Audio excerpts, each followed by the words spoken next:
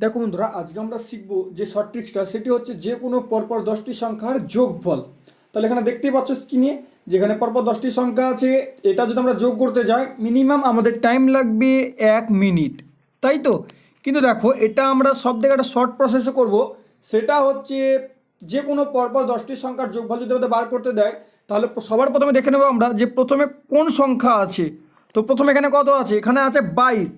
তাহলে প্রথম সংখ্যার সঙ্গে 4 যোগ করো এবং শেষে কি করবে? শেষে একটা জাস্ট 5 লিখে দেবে, আর কিচ্ছু করার দরকার নেই।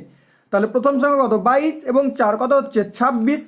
26 এবং 5, যেহেতু শেষে সবসময় 5 বসবে, তাহলে 26 আর 26 পাশে 5 বসলে কত হচ্ছে? 265। তাহলে দেখো, এই 10টা সংখ্যার যোগফল হচ্ছে আমাদের 265। ক্লিয়ার? তো চলো নেক্সট দেখে নাও। এই কোশ্চেনটা তোমরা প্রত্যেকে কিন্তু বলবে তোমাদের কত অ্যান্সার আসছে, কমেন্ট বক্সে জানাবে।